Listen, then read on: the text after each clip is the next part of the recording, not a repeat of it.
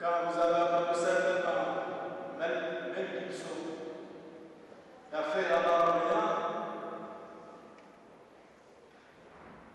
Et moi je suis quelqu'un avec une simplicité extraordinaire. J'ai été invité la première fois dans ma vie au cinéma pour voir à l'instigation des journalistes. Vous comprenez l'araméen, Mel Gibson fait en araméen.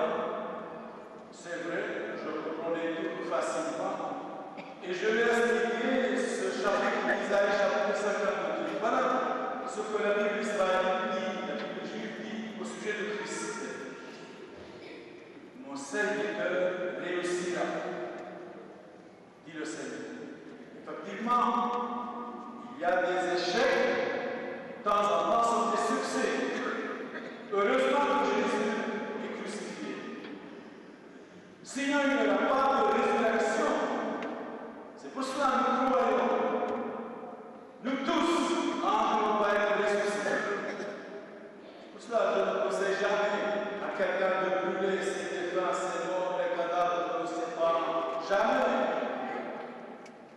Quand Jésus, dans le cercueil, il n'était pas brûlé. Saint Jean-Baptiste a vu chose, ses disciples, discrètement, et dans le tombeau. Troisième jour, il est ressuscité. Donc, la résurrection des morts, il existe. Et Jésus est ressuscité. Donc, pour nous aujourd'hui, c'est un échec. C'est demain qui est le succès. Après vendredi, il y a toujours le dimanche, après la tristesse, il y a toujours la joie, après les échecs. Si nous sommes des militants, des combattants, des engagés, il y a toujours le succès. Attention, il ne faut jamais démissionner.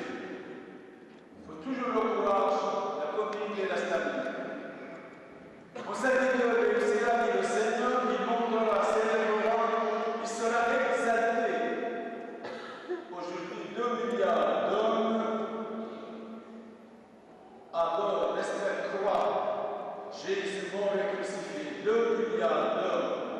C'est magnifique, extraordinaire. Nous ne sommes pas seuls. La multitude avait été consternée en le voyant. Je voyais beaucoup d'entre nous même vous pleurer, car il était si défiguré. Défiguré. De temps en temps, les amis viennent chez moi. Nous avons rencontré telle personne qui ont quitté ici le Judas. Ils sont défigurés. C'est normal, la grâce de Dieu les quitte. Et qui ne ressemblent plus à un homme. C'était horrible ce que s'est passé avec le Christ. Pilate savait, la femme de Pilate a dit attention, il a dit à son mari, pas de dégâts pour cet homme innocent. Il a lavé ses mains. Et beaucoup des hommes politiques, quand il y a un problème, ils lavent les mains. Pourtant, ce responsable, il ne ressemblait plus à un homme. De même, devant lui, les rois resteront couchés. C'est-à-dire que ça vient. Car ils verront ce qu'on ne leur avait jamais dit. Ils découvriront ce dont ils n'avaient jamais entendu parler.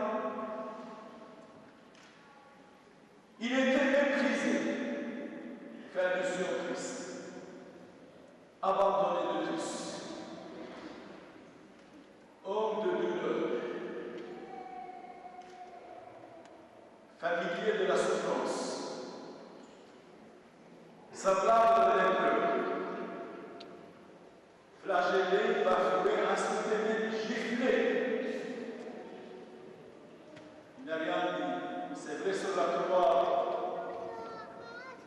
Vous savez, ce n'est pas facile d'être sur la croix.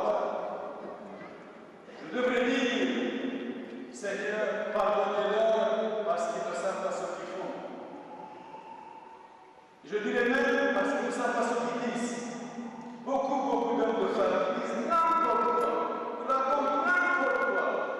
C'est pour cela qu'il ne faut pas être influencé, les écouter ces gens-là, les dévier les autres de famille du bon chemin.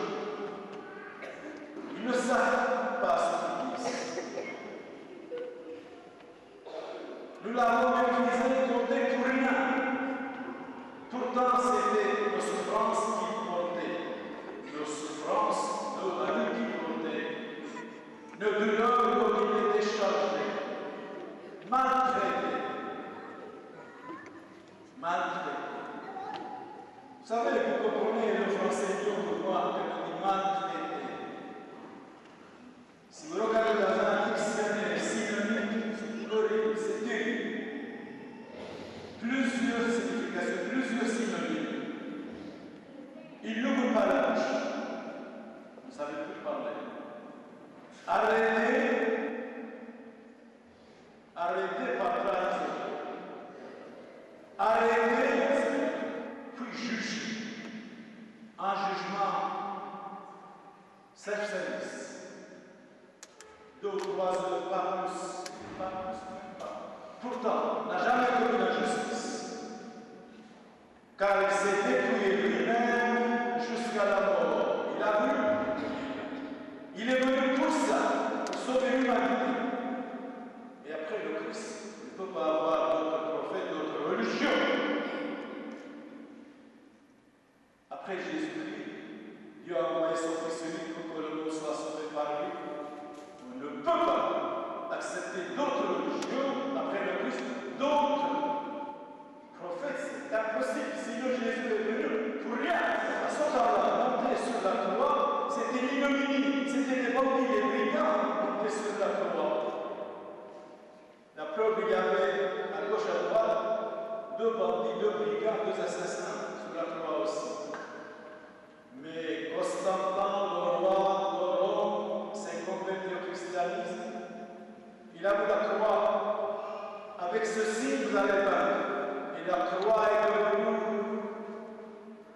le drapeau de tous les chrétiens, la gloire de tous les chrétiens. Et Saint Paul dit, la croix de Christ, c'est mon orgueil. C'est mon orgueil. Aujourd'hui, si vous saviez combien la croix de Christ a des ennemis, vous seriez étonnés. La preuve, les croix ont été enlevées dans les hôpitaux restants, dans les tribunaux.